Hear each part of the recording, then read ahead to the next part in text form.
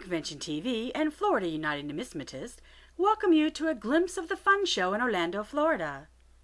Join us as we discover all that the Fun Show has to offer in coin tales from the Bourse floor. Fun Convention TV welcomes Mr. Gerry Fortin and Mr. Carl Feldman of the Liberty Seated Collectors Club to the Fun Show. Welcome. How long have you been a Liberty Seated Collectors Club member, and what is your role in the club? Carl, I'll defer to you since Sure. you've been part of the Thank club you. since its inception. I have been a member since 1980. The club started in 1974, so after 6 years I became a member. And I specialize in Liberty-seated dollars and the half dollars, but I do have a love of wall-seated coinage from the early 30s right through to 1891, with a special interest in the Carson City coinage from 1870 to 1893. And Mr. Fortin? I joined the Liberty Seated Collector Club in 1988, and my specialty is Liberty Seated dimes. I spent 25 years doing die variety research and published a web book in 2004. And today has pretty well become the standard for Liberty Seated dime collectors. And I retired in January of last year. And now I'm a combination officer in the Liberty Seated Collector Club and a coin dealer. He's also the chair of the Transition Committee for 2014. Oh. Tell us about the current size of the Liberty Seated Collectors Club and its mission. Our current membership is growing quickly now. We went through a downturn in 2008 when we went through the Great Recession. We lost members, but in the past 2 years we've been putting in new programs, and now our membership is up to around 650. And we have a goal within, I think, the next 12 to 18 months to reach 750 members, active members in the club. The club has a couple of missions. One is research and publishing of Liberty-seated coinage information, whether it be census surveys, whether it be new variety discoveries. But more recently, the club is now focused on education. We realize Liberty-seated collecting is a very expensive endeavor, and we need new members, younger members, to join the fraternity. So there has to be education about coin surfaces, originality, grading quality, and so on. So we're going to be emphasizing that. We're doing partnerships with CAC, even with NGC. Now, you did say that you're looking towards the young people, and they are the future of the hobby. So does your club offer anything to young numismatists? We're developing programs now. We have a very good website with a lot of information. And we're trying to take more of our historical research and putting it online. Right, and probably acting as a bit of a mentor as well to the young people, teaching them what you know. Exactly, Carl. You probably want to touch upon that. We also encourage in the journal for the new members and past members to send in observational articles explaining and sharing their past experiences with seated coinage. And that is what is the archive. Us telling our stories, the younger people learning from us, keeping the passion and the collecting continuing. Oh, that's awesome. And why is collecting Liberty-seated coinage special, and as these series are so long and intensive and expensive? Carl, why don't you do the historical? To me, Liberty-seated coinage represents a special time in our American history, starting in the 1830s, during the hard times in our country, right through the Civil War and all that entailed, through the 1890s when this country became the power, both educational and sharing of the world's needs right here in America. And I collect Liberty Seated because each coin tells a story and the education is endless. Now, why should collectors consider joining Liberty Seated Collectors Club, and what is the cost versus the potential benefits? We are the best value in numismatics. Right now, our annual due is $20. And if you think about what It's a good $20 deal. buys Yeah. in this inflated environment, we publish the Goldberg Journal 3 times per year. And this is a member contribution. Members will write articles. It's 52 pages. There's a very small amount of advertising. And actually, this is the prototype for our transition to color. So we will now have a completely color journal. And it allows us to do much more in terms of grading articles and, again, back to coin originality, color, and so on. So that's one aspect, and that's the historical aspect of the club. The club was, founded back in '73 to publish research because there was so much information being discovered but not being written down. So since '73, the journal has been published and it's captured that research. In the past few years, we've also augmented that, again, with the stories, the anecdotes about collecting. If I may, we're also, besides the Goldberg Journal, we publish something we call the e-journal, which is an electronic journal that you can get online. It's free. And some of our members share articles that are most interesting. And it's even more timely because it's every month. And it's just, all you have to do is go online and Go to our LSCC website, and which is www.lsccweb.org. All right, and we have the complete archives, and the e-Goldberg has been published now for 10 years, every month. And again, members can contribute.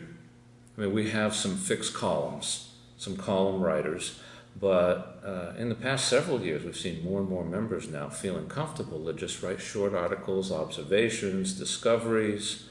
So it's a lot of fun doing that. So those are two, publication aspects that, they're concrete. Educational materials It's to education, exactly. novice collectors just starting out. They can access your web, get your newsletters, learn more about the club. And then some people with clubs, we find that they're not joining because maybe they feel a little like, standoffish for clubs. But some of you enjoy the club so much that it's like it's like an old home week when you go to a show. You're meeting your friends. It's camaraderie, and then sharing what you know. Exactly. camaraderie in our club is excellent. And we welcome new members, we share information, whether it's our specialty or not.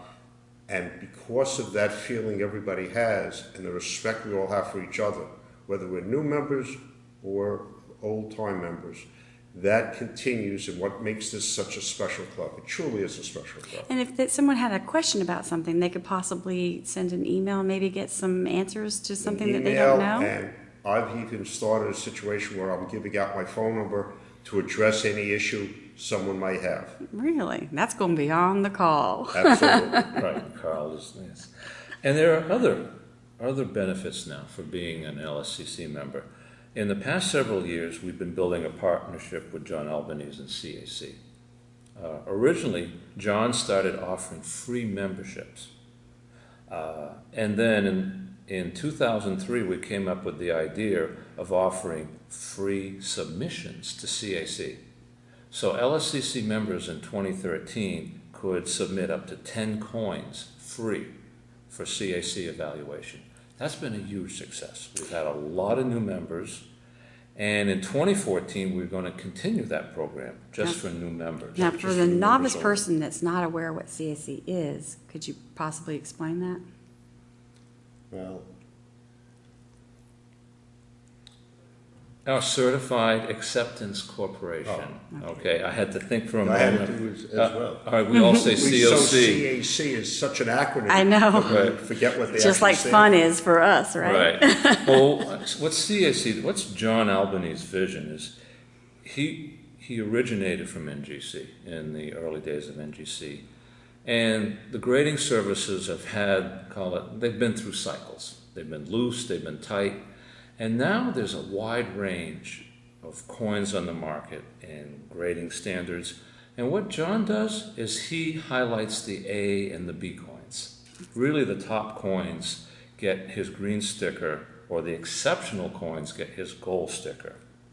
And we found that at auction and even on the Bourse floor, that CAC coins, CAC coins, get a premium. They get really close attention, and they typically sell quickly, and you can sell them at a slight premium. All right? They're differentiated. So that was special for our members. And then in 2014, we will also start a new program, which is called Buyback. We will work with our membership, and the officers will be consultants and help our members if they have any NGC or CAC coins that are problematic and they would like to submit to be evaluated and bought back. So that's a new program we're instituting. So there's a lot of creativity, a lot of new ideas, for servicing and educating new LSCC members. But you see that we're moving forward, and it truly is, as Gerry just said, the best value in numismatics. The journal, the e-journal, the meetings, the friendship, the fellowship. It's really best value in all of numismatics. And we talked about where we could find you online, but you also have meetings at not just the fun show, but other places as well. Can you tell us about where that would be? Regional meetings are at Baltimore 3 times a year. They're at the National ANA show. They're at Long Beach. We have a West Coast representative.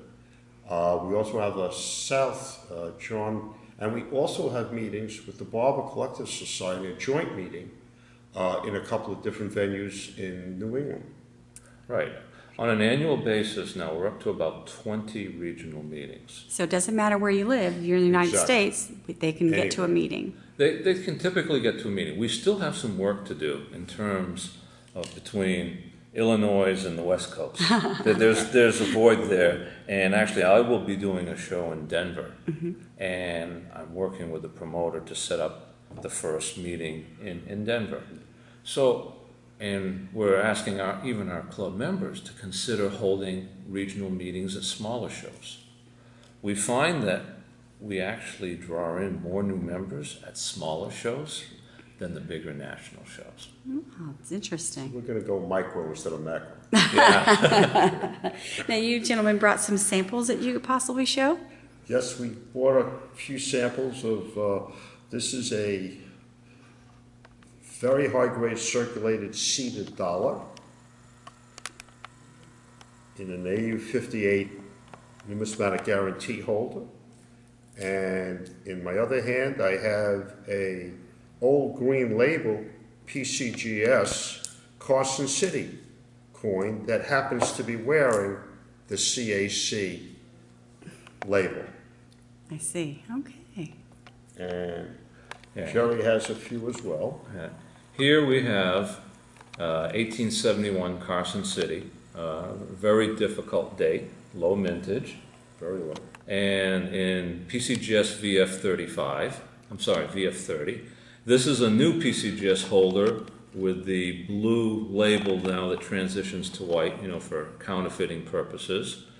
This is a nice original gray coin. This is a perfect collector's coin.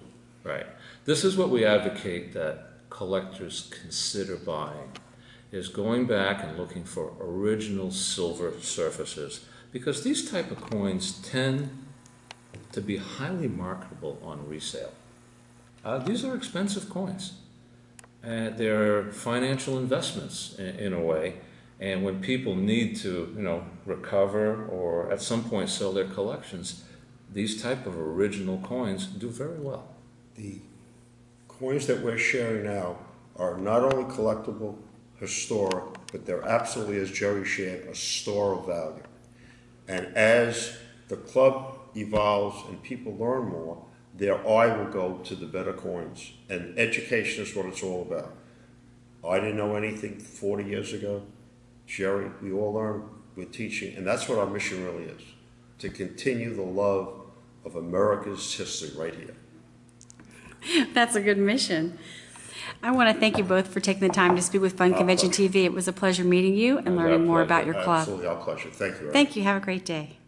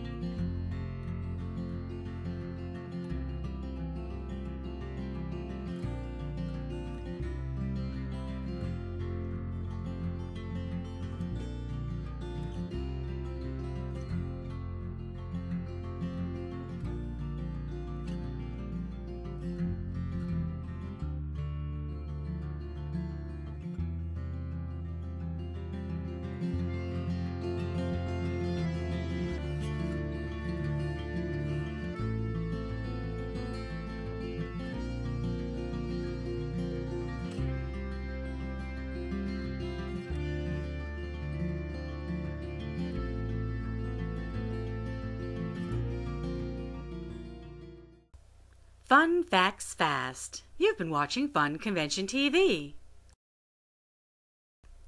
Visit Fun Forums for fun show updates, videos, articles, photos, and more.